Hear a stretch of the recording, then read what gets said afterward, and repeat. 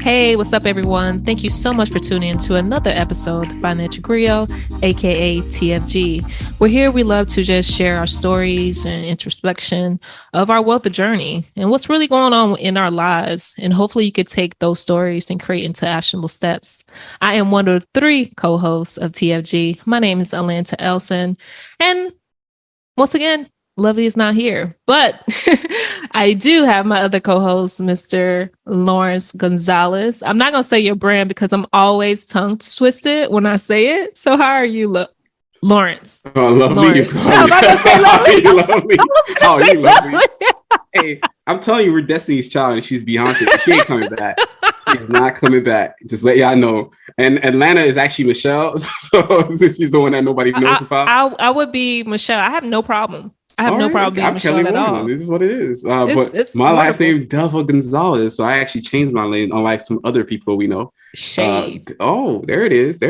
We're gonna get into that. We're gonna get into it. So she's gonna end up understanding her vibe and how we do things. So I'm happy that everybody actually joined us here because we love to talk about personal finance, financial stories, or even things that go on through our life, because I think that's probably more important to really redefine what wellness is. So in this day and age, we have high inflation. We got COVID is still around. I don't think it really ever canceled. It's over. That's what Biden said.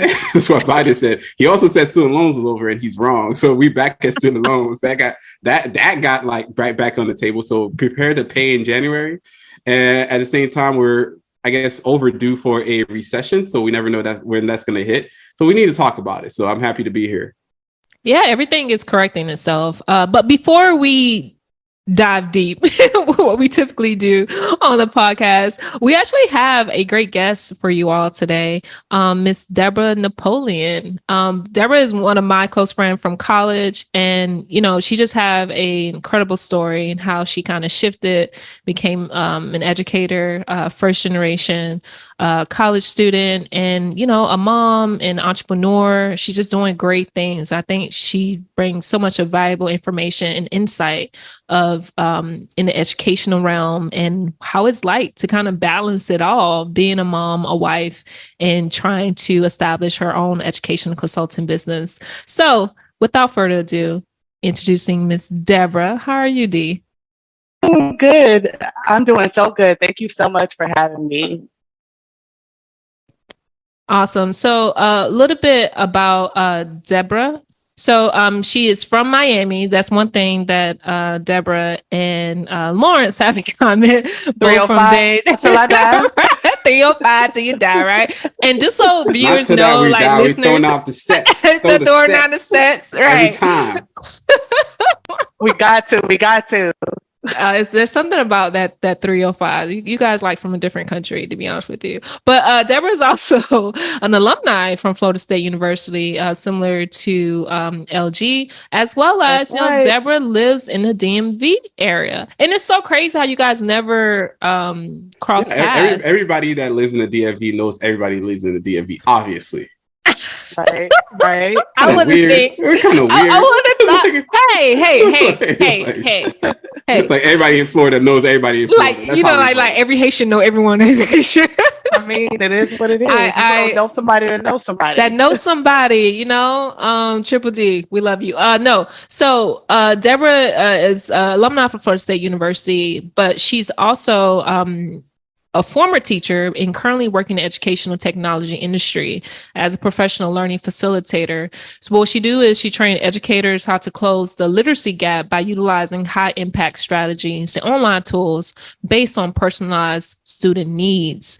In her spare time, she likes to write children books and promoting other authors that represent diverse characters. Now, Deborah, can you just talk to us about what made you decide to create? Well, you know what? Let's bring it back a little bit. Just bring it back a little bit. No, normal people watch Netflix, but she actually writes books, so it doesn't make a lot of sense.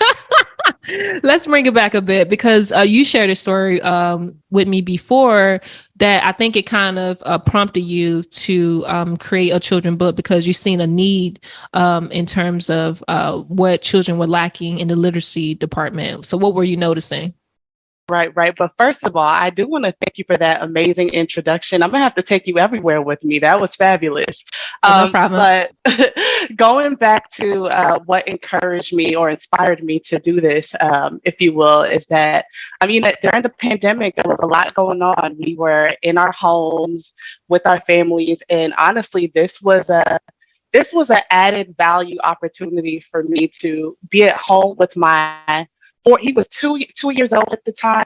That was the first time I had ever been able to actually be home with my child. And it really opened up an opportunity for me to really work with him and develop some foundational skills that I do want him to have. Being an educator and seeing the gaps that students have, even from kindergarten and pre-K, I was like, no, I can't have my child be a statistic. I know that sometimes with families that live in low-income places, like the educational equity oftentimes is not there, and I don't think that that should be a factor as to why why children have literacy gaps, because at the end of the day, the money doesn't make you. And every person, every adult, every parent can play a part in supporting their children. So as I was working with my son and I was teaching him letters of the alphabet, I really was looking for books that represented him. As a beautiful Black boy, I wanted him to see himself in books.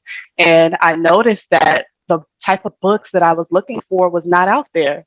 So that's really what made me start on the journey of writing, because I wanted him to have a book where he saw himself even at the foundational level. And to be honest, at the start of the pandemic, it was just crazy. People were losing people left and right. And I personally had a loss. Actually, it was my husband's mother. We had our own relationship and we were really close. And that's one of the things that opened my eyes and really made me say, like, you know what, if there's something that I want to do, I can't be afraid. I need to go ahead and be fearless and just do it. And if I make those mistakes, that's where I'll learn. And obviously, my first book wasn't the best, but the kids loved it. I've been able to get a lot of people to buy it, and they really loved it. And honestly, I learned from that. And my second book was better. So I just plan on continuing to grow from there. And my goal is to support people that look like me and close the educational gap, especially when it comes to literacy, because I know that that is a gap that I've observed for myself. And I really I really don't understand why, even if there are some financial things that families may or may not know, I think that literacy piece is something that we can use to get ahead of the game and support our families. Yes, absolutely. You touch on a great point about the literacy educational gap, because there is a disparity when it comes to educational access, right? And you speak about, you were an opportunity as an educator, you had the, privilege to work from home and to teach remotely. And this kind of gave you the, and create an environment for you and your young one and teach him those basic literacy foundations in order to read and, alphabets and whatnot. I do understand the disparity because everyone don't have that privilege to stay home. I know for me, when I was younger, my mom was working out in agriculture. She'd get up, 3 o'clock in the morning. We had to drop us off at the babysitter, right? And then come and pick us up. So to my knowledge, a lot of things wasn't someone sit down with me and taught me. I learned on TV. Or I learned probably after school programs or anything like that. So there's a gap, not in terms of literacy, but just access. And then when we think about Black and Brown people in our community who are in like hospitality industry, service industries, it's ongoing. We just had a pandemic. So a lot of them were essential workers. I think that's what they labeled them as. And they had to go to work. And for the most part, too, they wasn't there for their children. They couldn't be, unfortunately, because they had to continue to work in order to provide shelter and food for their families during the pandemic. So that's like one of the gaps that we don't really recognize in terms of disparity of educational access. Another part too, people didn't even have basic computer access for their children, right? I know here in Palm Beach County, they were giving out vouchers for students in order to get laptops.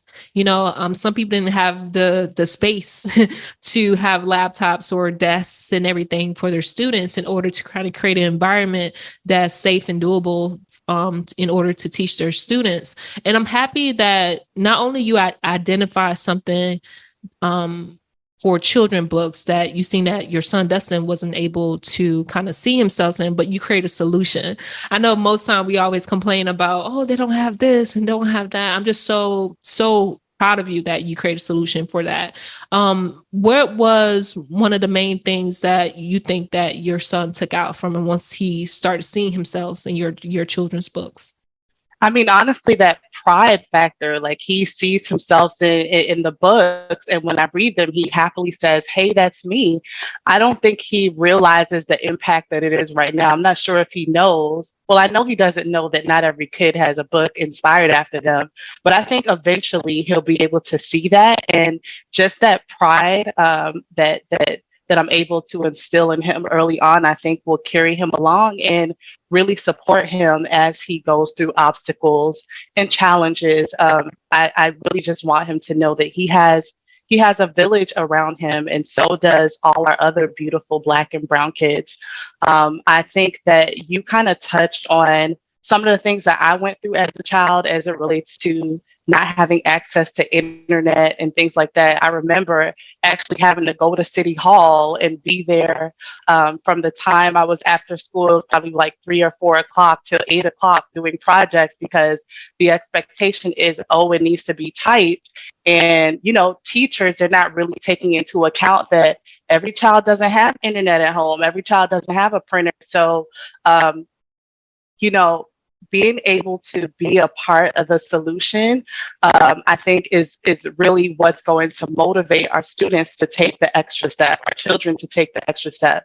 Because honestly, not every child would think, oh, I don't have a computer, let me go to City Hall, let me go to the library. But when you have family, especially my mom, though she very essential worker, certified nursing assistant. So as far as that educational level, that formal education, she didn't have it, but there's still a pride that she instilled in me as far as knowing that education is important.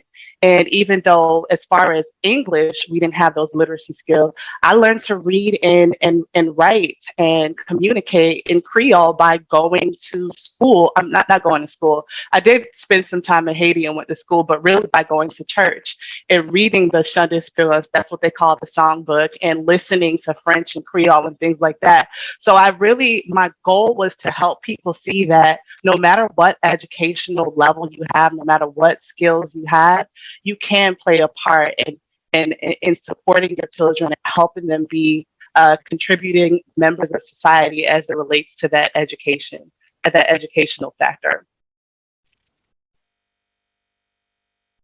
That's amazing. I think from the very beginning, in the onset, when I looked at your bio, I went online, went to the Amazon page, and it's actually there. It's up and operational, people. You'll check it out, and you'll see all her books, and it's an amazing display as well. There's a power of illustration, I think, that's severely underrated in our society. And I think it really contributes to how young Black and brown kids see themselves or not see themselves in these books. And when you have that kind of powerful illustration out there, it just really spoke to me. And I'll actually, to a certain level, because I'm also from Miami-Dade, I remember the differences in how little boys and little girls were treated. I always felt that was odd. And to be honest, we never really got into books. To this day, I gloss over information very quickly, but I've never really got too deep into it. But I do see a lot of young, a lot of women per se pursue reading as a hobby versus young men. Have you seen that difference as an educator going into this space, and now as an author? How do you, put those two pieces together? Well, I definitely see the difference in the motivation that I think our Black children have in general, because from the jump, oftentimes there's a gap where students are struggling, but a piece of that is because the information is not engaging to them. It's not culturally relevant. So with that, it's really hard to get somebody excited about something where they don't see themselves. As far as boys and girls, I do feel like a lot of girls that I've observed, like you say, lean more towards the books, because even if they weren't necessarily represented as far as race, there were things they could relate to as far as fantasy and ponies and things like that. So that's also a gap in itself when you think about the boys and girls and how the interests are not necessarily being sparked because books are not really tailored to our kids in that way. Yeah, even when I think about it, that's a great point, because when I think about in terms of voice, right?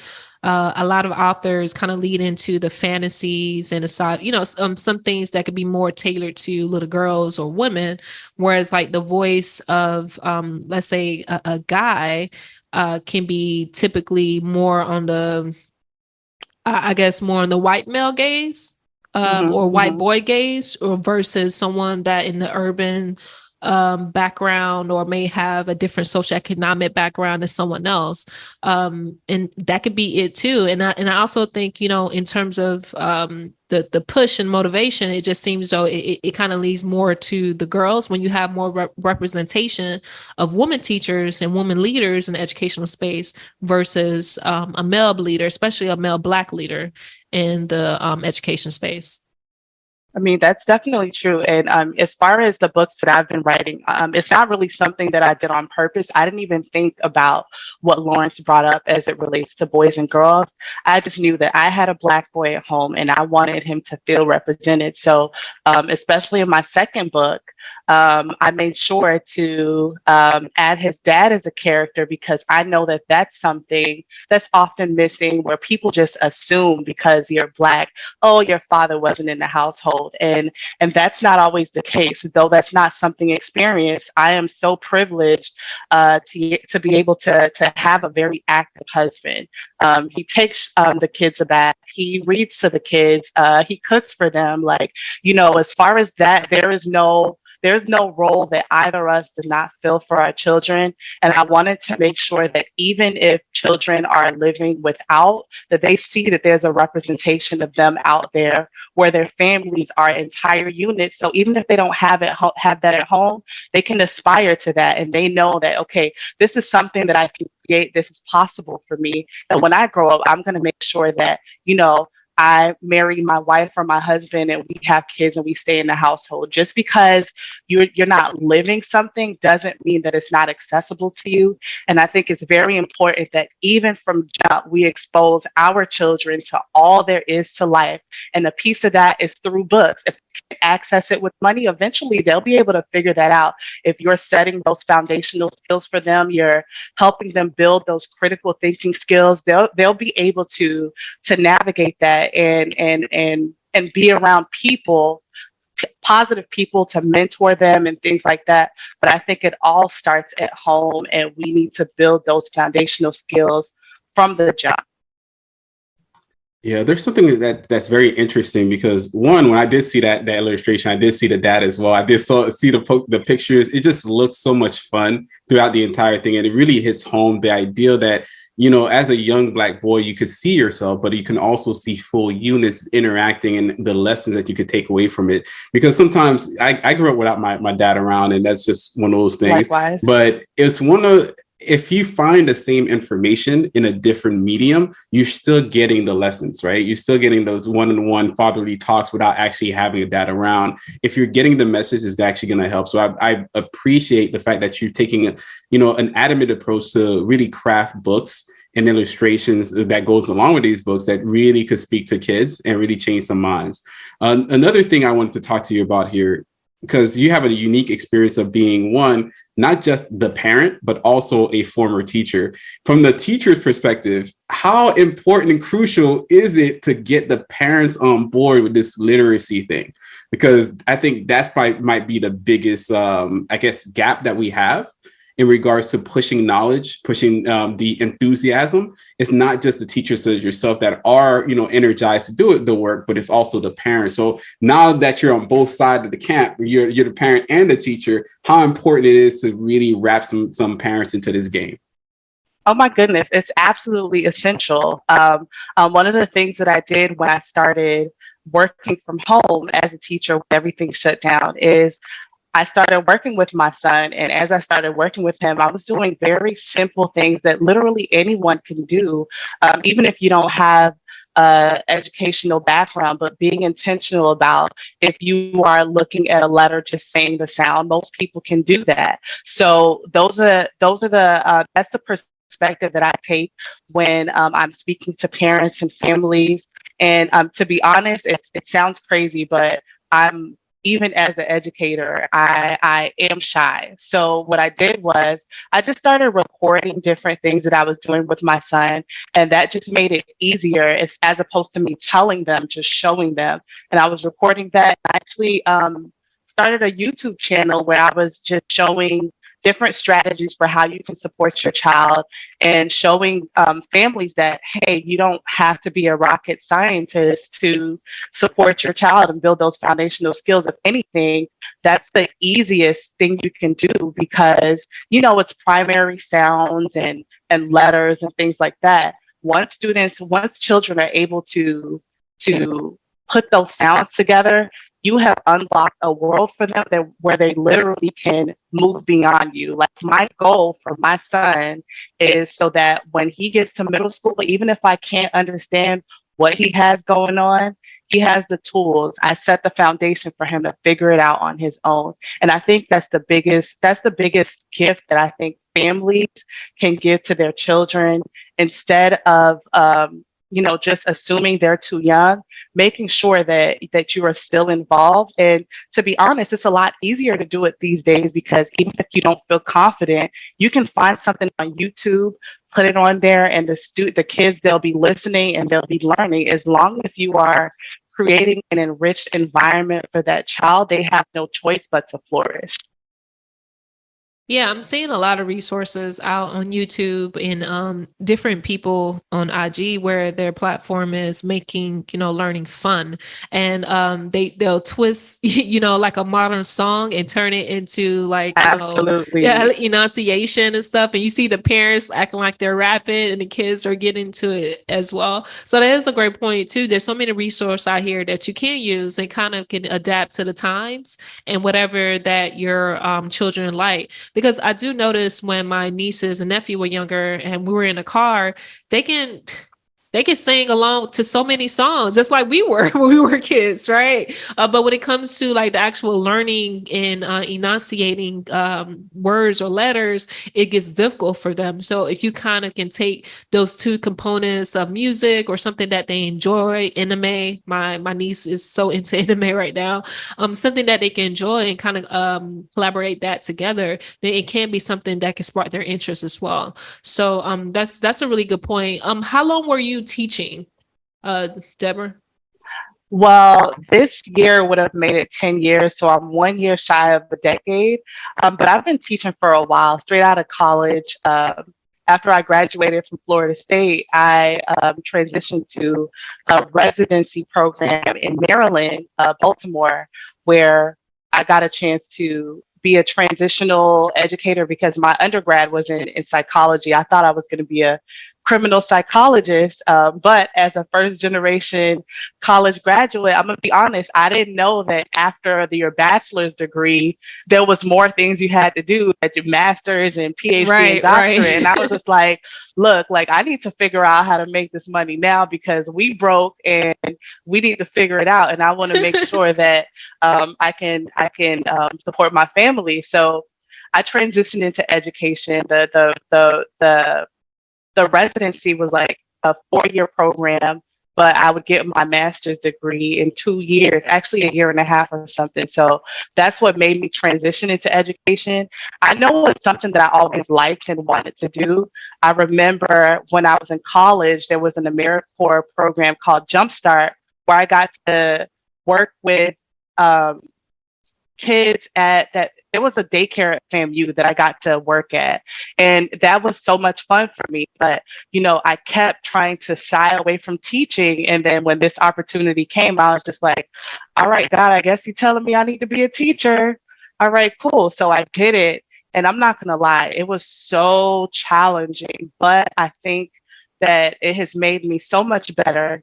And the fact that I can connect with a lot of students that a lot of times that, people just kind of like, that child is a difficult child. A piece of that was the connection that you were talking about as it relates to what interests them. So you really have to make it fun. And even me as a mom right now, my son, he's 4 years old right now. There are times where I have to check myself and take a step back and say, okay, he's not getting this. What am I doing? What do I need to do to make this engaging for them? For him, at the end of the day, you have to know your children. And that's a piece of what can help you push them along as far as their academic journey and academic career. Yeah, there's something in there that you said, and it is a triggering word in a sense. At least that's what they call it now. Everything is a triggering everything.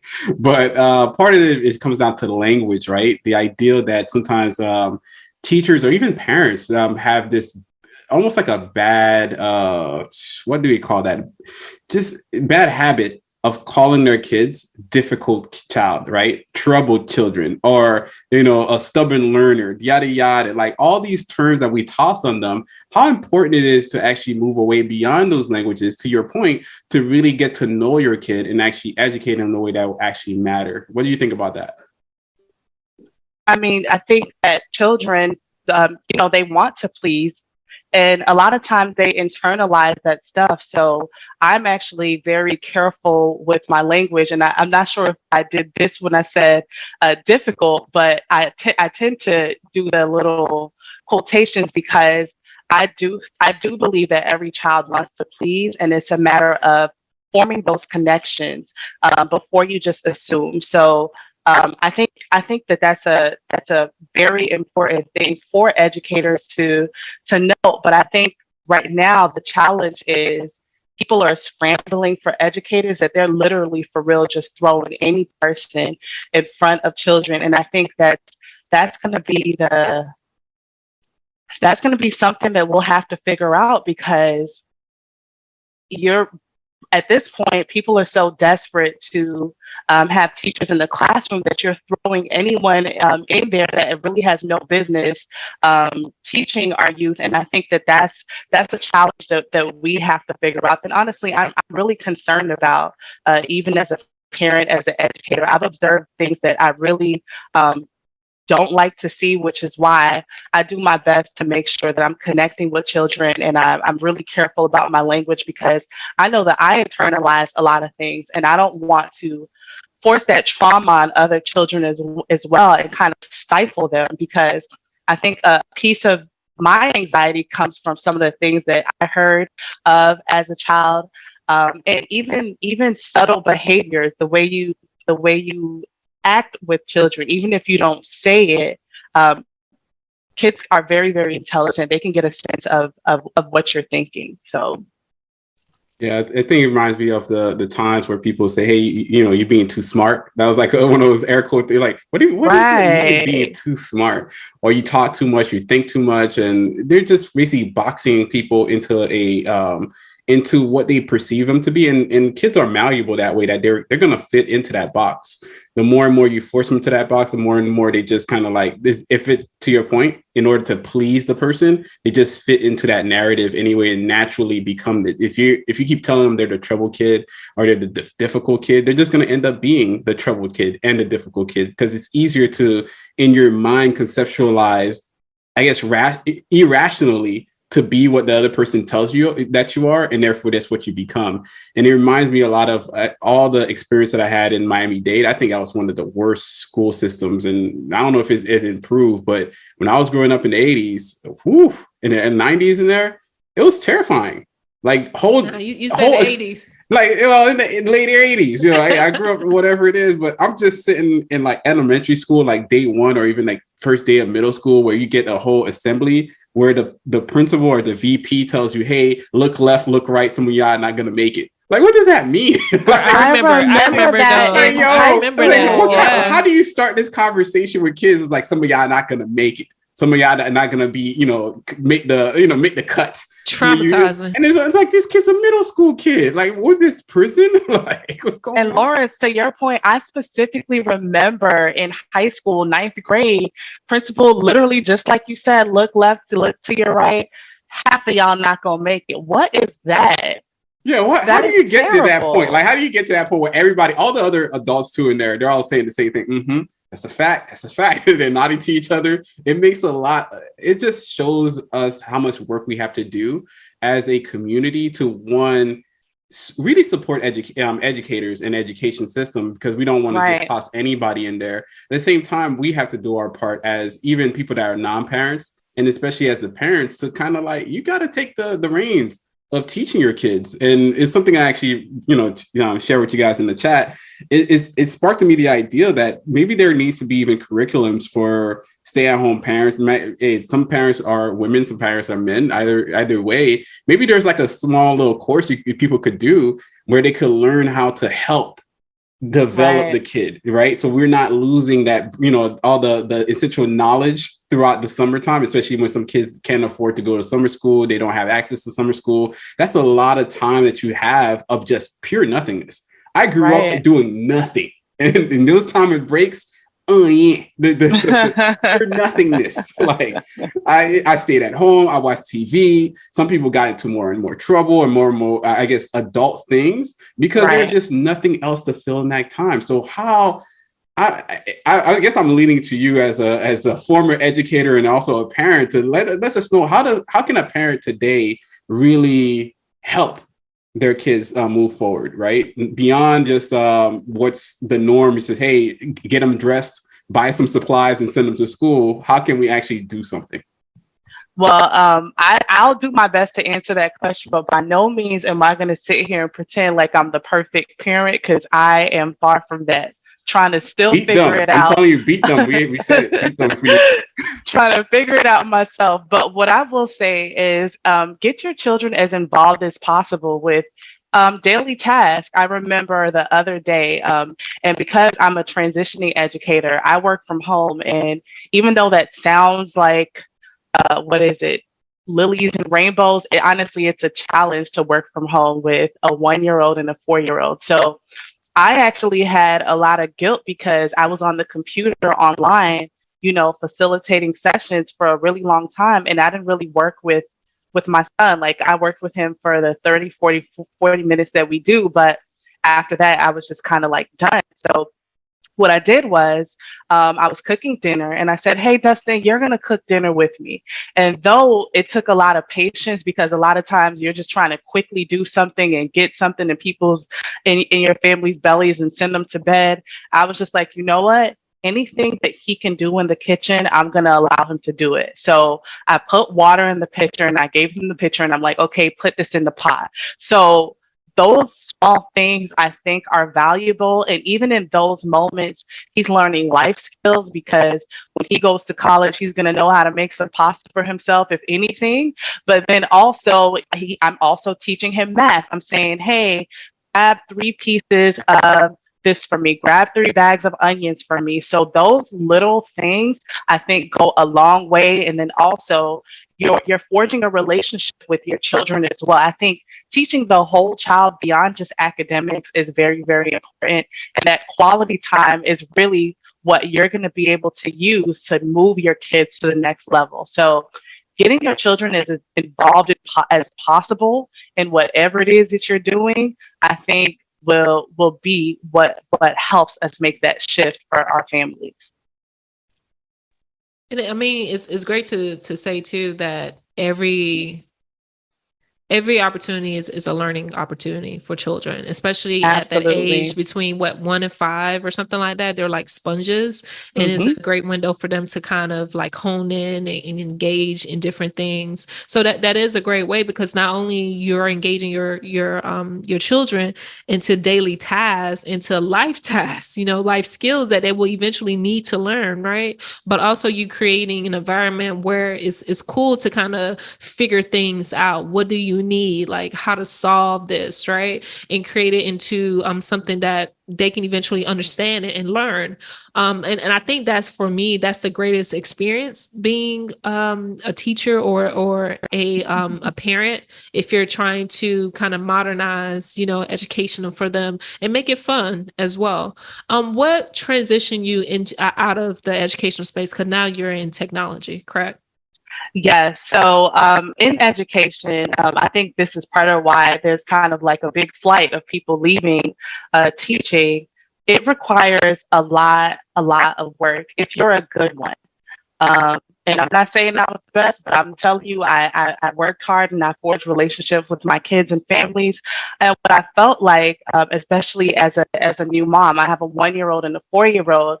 I felt like a lot of the times when I left work, I was depleted and exhausted, and I felt very guilty for just wanting to go to sleep as opposed to really working with my kids and just playing with them, taking them to the park, going to the library, those simple tasks that I do want to do with them.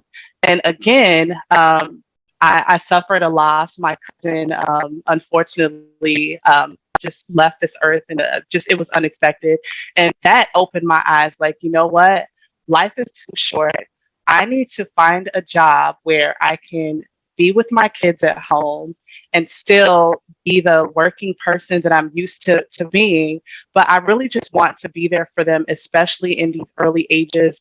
I know eventually they'll go to school and they'll be fine. And I might consider going back into education, but I think I had been itching to leave for a while, and I just didn't have the courage to actually leave, because up to then that was my first career.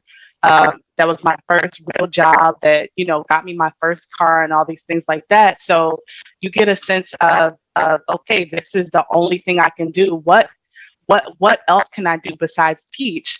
I'm not sure how my skills will transfer into other, what's the word? I wasn't sure how my skills was going to transfer into corporate America, if you will. But after all that stuff that had happened, again, I was just like, you know what?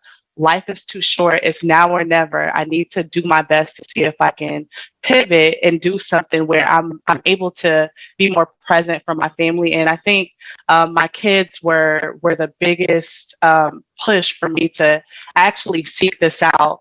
And fortunately, I demonstrated enough of what they needed to be able to be picked to get into this educational tech industry, where I'm still able to use my skills as an educator, but in a different way. I've always wanted to see what it was like to teach adults. I think eventually I want to go into possibly being a professor. Like, the sky's the limit. These are things that I've always wanted to do, but I love that I'm actually able to pivot and work through that. And honestly, I'm learning a lot. I think it's making me it's making me better. I'm growing. It's not easy, but I definitely feel like I'm developing even more skills that I think will be transferable to anything that I decide to do. Yeah, there's a lot that's there to unpack. And I think at one point you mentioned it just over the top. You mentioned the ideal, and I kind of spiraled from there. The ideal was about this. What I'm seeing lately is basically a lot of teachers. We're missing teachers. We're missing military members. We're missing people in the sciences. We're missing a lot of crucial elements of society are falling to the wayside. And I'm not going to term it, because I think it's beyond great resignation. It's really a generational resignation to work. There's an avarice to work, right? There's people just don't really want to do it at all. And Right. How are we grooming people to even work anymore? Like, kids, all kids see now is somebody very, very popular on social media. So people are actually even quitting high school. Like, at the end, you're like, hey, I could just go on TikTok and dance. How do you, as a parent, kind of manage this new modern time and that the idea of modern tech and maybe even the possibility of too much screen time for kids? How does that, factor into how you do things, or even into a next book or something like that? Right. I mean, honestly, I think that screen time, even for me as an adult, like it is too much. It's a part of my job, though. It's something that I have to do. But I do think that screen time, there definitely needs to be a balance. And I'm not going to lie, when my husband and I, we had our first son, we were like, oh, they're not going to watch TV. It's going to be no technology, no tablet, no nothing. It's going to be us being the best parents we can be, and everything is going to be educational, blah, blah, blah. Of course, that quickly shifted because that just wasn't possible. I'm sure, there are other amazing families that were able to achieve that, but we were able to kind of compromise and really use the technology as a tool to education. But at the same time, when I see my child being too dependent on, like, oh, I want the tablet, oh, I want to do this, sometimes we have to take a step back and bring in those puzzles. Like, no, like, you need to go ahead and do something for 1 hour that you like. And he loves dinosaurs. He'll go ahead and draw dinosaurs. I had no idea that he can draw, but because he's actually able to do that old school paper pencil stuff, I'm able to see that, and he's able to develop his handwriting skills. And one of the things that I really use to balance that also is puzzles. I love giving him puzzles because it's able to sustain his attention for a very, very long time, and he's doing something productive. So a lot of times I do have to take a step back and see what other things or fun routines I can incorporate into his daily activities so that there is a balance. And as far as the book idea, in my mind, I think them reading a book with their families in itself really helps with that technology piece. You're spending quality time with your child. They're listening to your voice. It's something soothing about listening to your parent read and learning words with them. Even if it's the same book you read every day, it's something powerful about that. You're showing your children that it's important, even if it's in your native language. I remember my grandmother, she used to pull out some verses and just read to me in French. I understand what she was saying, no, but I really, what's the word? It's just near it. Yeah, I connected with it, and it's dear to my heart. It's a memory that I'll have forever. I can hear her voice right now reading some Like, I remember that because she did it every day, and it really, really stuck with me. So. Yeah, you're adding so much to that, because I think is what we're talking about at this point is not just this stuff that we see on screen, right? Or even the modulated voices that we hear throughout our microphones or our speakers. It's really that one-on-one, the fact that the world exists in 5 senses, right? So we have to be, one, there's touch. You can't touch something that's, you can touch the screen, but you can't touch people. You can't really touch or experience ground, the world, whatever it is, just by watching the screen all day, every day. There's this idea of sight, the fact that, you could, even to the point, we had a friend that was on here, and he works for a company, and they're noticing that kids are losing distance, their sight through distance, because they're always in front of the screen.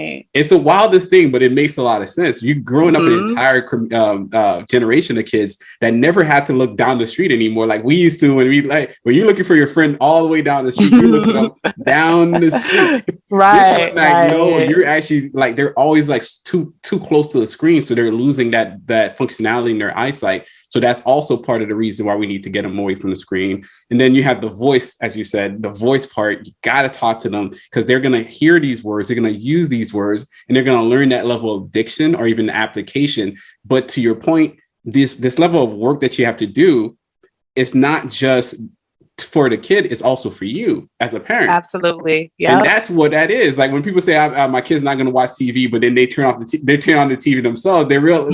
That's where the problem is. The entire family got to be on board, and the entire family got to summarily change. Right. And I think that's important. There's Right. another question I have here about, like, I guess the idea of a work, instead of work-life balance, I was probably going to pitch it as a work purpose balance. Like, a lot of people are always trying to find ways to just fill their time with just, fun and spending on joy stuff. But there's not a lot of purpose. And I appreciate that you found a lot of great new purpose or renewed purpose in being an author, where you can share a deeper understanding of education through a medium that works for you. Right. So Right. what do you think about that? I mean, I think from the lens that I'm seeing things, I think my number one thing is always being an advocate. Right now, I'm an advocate for my children.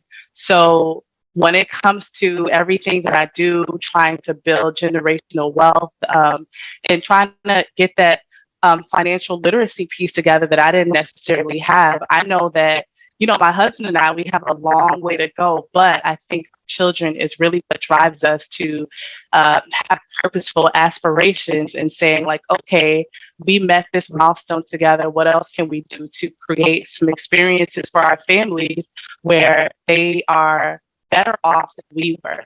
So going back to that relationship and knowing your children, I know that my son takes a liking to dinosaurs. Funny enough, he didn't like them when he was 2, and something switched and he loves them. So when it's time to play, I have to sit here and do the roar and, do all that stuff with him. And honestly, I'm learning from him. There are multi-syllabic words that I have never heard before, but because he loves dinosaurs, his vocabulary is so advanced when it comes to that. And he's teaching me all the time. He's telling me the most updated dinosaurs that he learned about. And we're just intentional about creating experiences around what our children like. So luckily with my job, I actually had to travel, and I traveled to Norfolk, Virginia. And it just so happened to be like an amazing children's science museum that was, I think it was free or close to free. So those are the experiences that I'm talking about. You don't have to have money or lots of money to go to the museum, but knowing your children and building upon what they already like really will help with that education. And also it really changes your ideas when you're thinking about purpose, like what drives you. A biggest thing is my family, is my kids, and anything I do, my goal is always to see how we can move and pivot to the next level and be there for our kids and be a model for them and show them the way, or show them there are ways to just be better. I'm not sure if I answered that question, but I know it went all over the place. It was a deep question. This is just a random deep question. You answered. Awesome. Yeah, I just had a question real quick about like teachers. I remember you guys always loving to decorate the classrooms all over the place. Do you decorate your homes the same way? Do you decorate the kids' room, like with the whole pamphlets, like the alphabets, the math, the whatever? Well, that would be kind of cool, though. I ain't gonna lie. So I had to, again, I think it's all about balance. As an educator, I am intentional about teaching my son, but I want to make sure he has fun too. So in his room is nothing but dinosaur themed, whatever. Like he has dinosaur rugs, toys, things like that. My office, we actually just moved to our home in April. My office is where I have the educational stuff, because I want his room to be a place where he's relaxed and he wants to be there and he has fun. And not saying that he doesn't like learning, but sometimes when he is reaching a milestone, because we go through these ups and downs where things are challenging for him, and then he learns it and then it's easy. But I don't want that to be a trigger, like, oh my gosh, I don't want to be in here because I'm seeing all these words. Yeah, I want to trigger these kids. I want to put like some math on the wall, trigger you.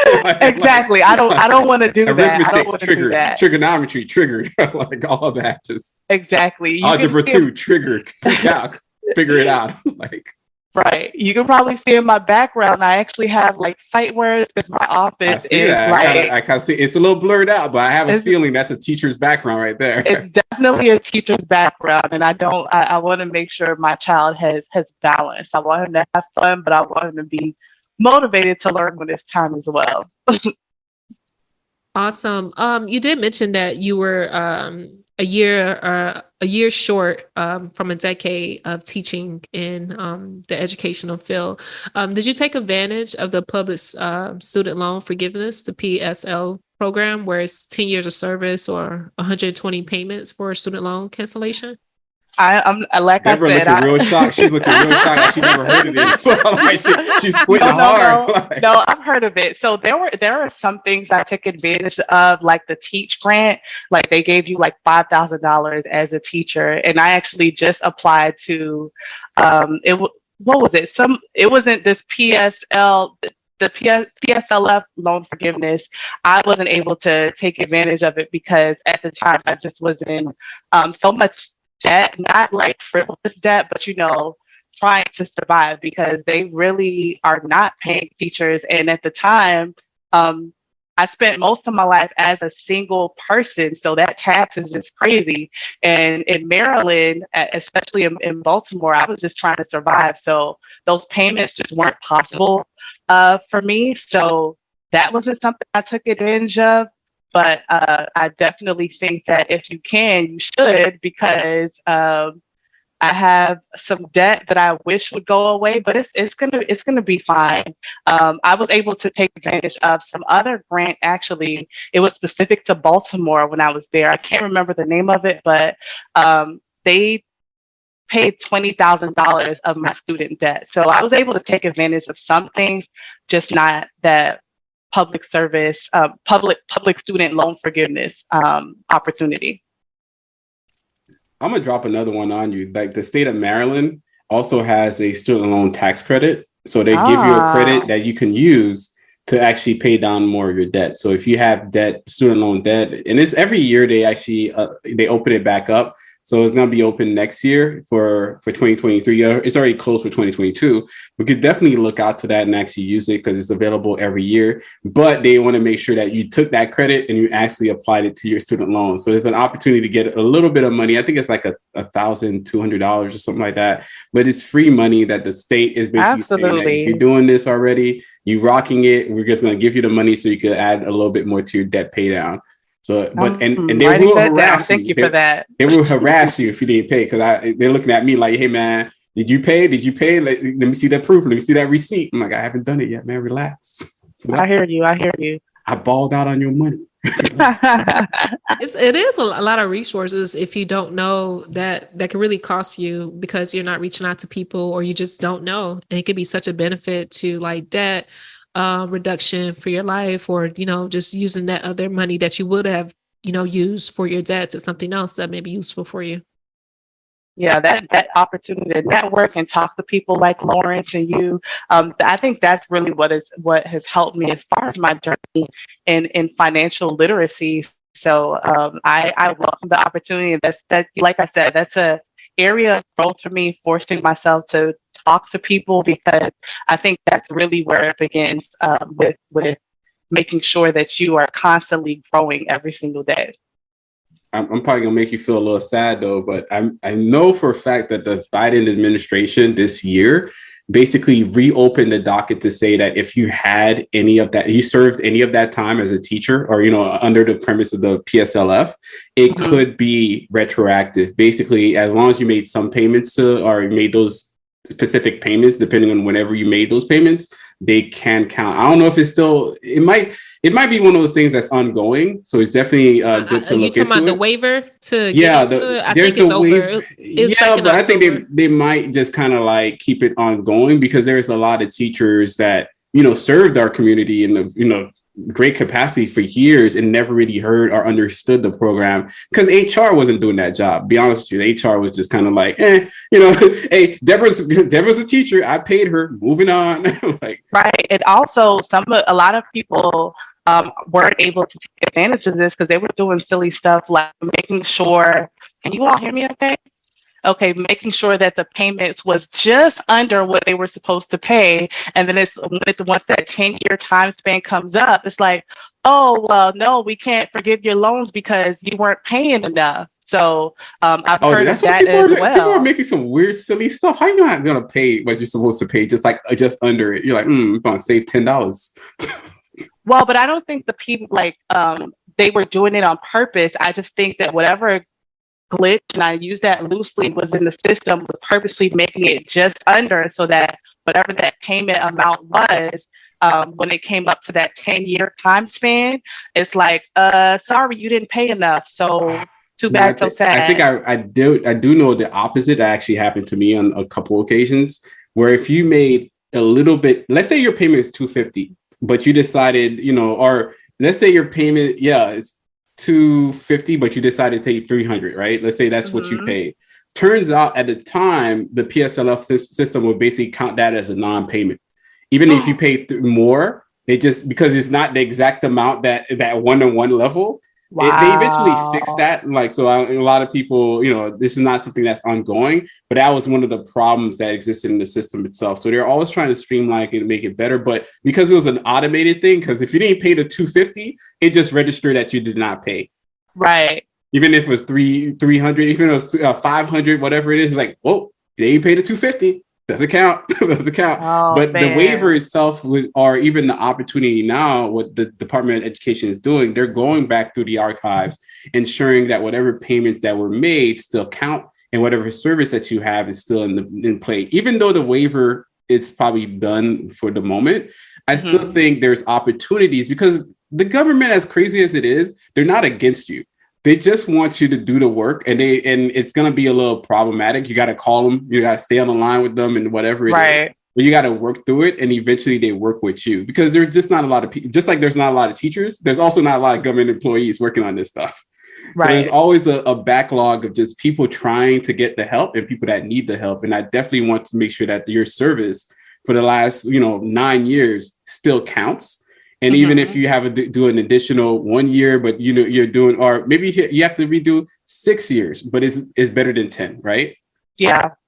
So you're still in that capacity. So I think that's important. So I just want to drop that on any teacher that's listening as well. Absolutely. Like, for the teachers. Teachers are definitely valued. Any last things you want to say to parents or teachers or former or even teachers that may be thinking about transitioning out of education? What last things you'd like to share with the listeners? as far as transitioning educators, I would say that the opportunities are out there. You just have to be patient enough to constantly look at Indeed or those job applications and make sure that all of the skills that you do have, they are transferable. It's really a matter of how you market yourself, because as an educator, you are utilizing a whole lot of skills that other people do not have. You have patience, you're a project manager, you're managing a class, you're a social worker, like you're doing all this stuff, and you can definitely find ways to market yourself so that other industries can see you as an asset. And, being patient about making sure that in your resume, you're intentional about these vocabulary words that you're putting so that you can stand out as the high quality person and asset that you are. As far as families and parents, I think the biggest thing you can do for your children is be there. Getting to know them, building those relationships, and using what your children love to support them, I think will be key, and making sure that at the very least at the home front, you are providing a solid foundation for your children so that when they go out into the world, when they go out into schools, they can articulate and advocate for themselves. So that's my 2 cents about it. Yeah, there's also, I guess I'll add this, I think it's very important, especially for teachers. A lot of people that I've seen, they're making the shift and they're making the pivot, and they're recording themselves now, especially through the tech medium, and providing those outside as well, creating side hustles, passive income, so on and so forth. So that's actually amazing. So if you're a teacher out here listening to this conversation, definitely hit up with a share, a like, a follow to Deborah, because I think she's dropping the knowledge and also walking the path that some people want to be on as well. Like, you don't necessarily have to stay and, live and die in the classroom. You don't have to do that anymore. There's opportunity that exists. I've seen people even take their teaching overseas. So instead of being an English teacher in the US, they decide to, hey, you know what? I'm gonna travel a little bit and I'm gonna open up myself to teaching, in Korea, or I'll teach in Dubai. I'll teach in wherever the opportunity are. And I guess the final thing I would leave to anybody is that make sure you take your HR to task and understand that there's benefits out there completely tailored for you as a teacher to really ensure that your money is going further, because teachers could become millionaires as well. Absolutely. To add to that, Lawrence, making sure that whatever city or state you're in, you're looking for those possible scholarships or opportunities to pay down your debt, because like I said, the opportunity in Baltimore to get somebody to pay $20,000 out of my student loan debt, it was amazing. But that's because I was a part of a network of educators with my program. Shout out to Urban Teachers. I learned about that, and I was able to get some of that debt taken off of my own load.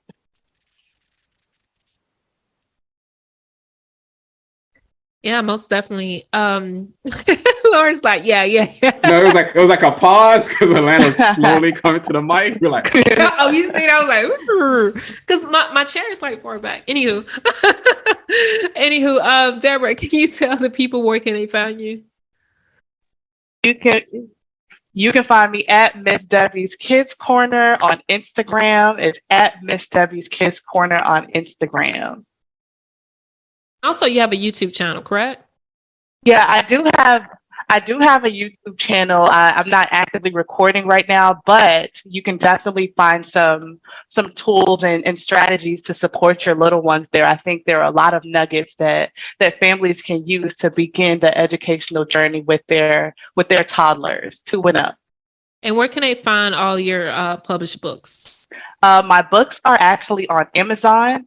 And also, if you go to Miss Debbie's Kids Corner, I do have it hyperlinked as well in my Instagram. So it'll be very, very easy to find. If you look it up on Amazon, you can type in my name, Deborah Napoleon, or you can type in my books. My latest is called Dusty and Daddy's Diagraph Discoveries, and the first one is called Dusty's Awesome Alphabet Sounds. They're easily Googleable, but you can find them on my Instagram, and they're also easily accessible on Amazon.